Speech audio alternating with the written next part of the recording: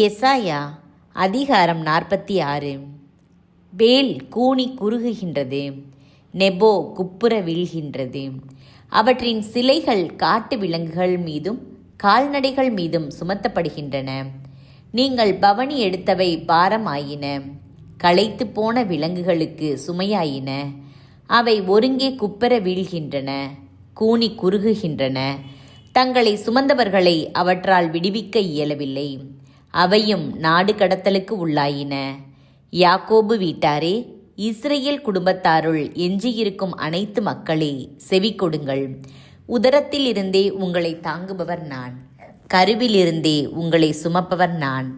உங்கள் முதுமை வரைக்கும் நான் அப்படியே இருப்பேன், நரை வயது வரைக்கும் நான் உங்களை சுமப்பேன். உங்களை உருவாக்கிய நானே உங்களை தாங்குவேன், நானே உங்களை சுமப்பேன், நானே விடுவிப்பேன். யாருக்கு என்னை நிகராக்குவீர்கள்? யாருக்கு என்னை இணையாக்குவீர்கள்? யாருக்கு நிகராக என்னை ஒப்பிடுவீர்கள்? மக்கள் தம் பையை திறந்து பொன்னை கொட்டுகிறார்கள், தராசில் வெள்ளியை நிறுத்து பார்க்கிறார்கள். பொற்கொள்ளனை கூலிக்கு அமர்த்துகிறார்கள், அவன் அதை தெய்வமாக செய்கிறான். பின் அதன் முன் வீழ்ந்து வழிபடுகிறார்கள், அதை தூக்கி தோள்மேல் சுமந்து போகின்றனர். அதற்குரிய இடத்தில் அதை நிலைநிறுத்தி வைக்கின்றனர். அது அங்கேயே நிற்கிறது, தன் இடத்திலிருந்து அது பெயராது.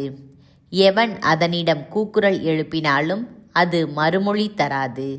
அவன் துயரத்திலிருந்து அவனை விடுவிப்பதும் இல்லை. கலகம் செய்வோரே, இதை நினைவில் கொள்ளுங்கள், கவனத்தில் வையுங்கள். தொன்று தொட்டு நிகழ்ந்தவற்றை நினைத்து பாருங்கள். நானே இறைவன், என்னையன்றி வேறு கடவுள் இல்லை, என்னை போன்று வேறு எவரும் இல்லை.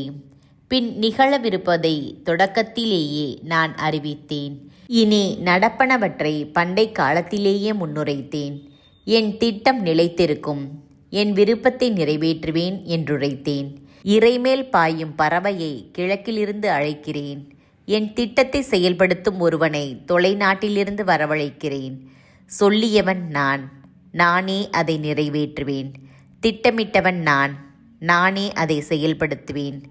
கடின மனத்தோரே, வெற்றிக்கு வெகு தொலைவில் இருப்போரே, செவி கொடுங்கள். என் வெற்றியை அருகில் வரவழைத்துள்ளேன், அது தொலையில் இல்லை. என் விடுதலை காலம் தாழ்த்தாது. சீயோனுக்கு நான் விடுதலை வழங்குகின்றேன், இஸ்ரேலில் என் மாட்சி நிலைக்க செய்வேன்.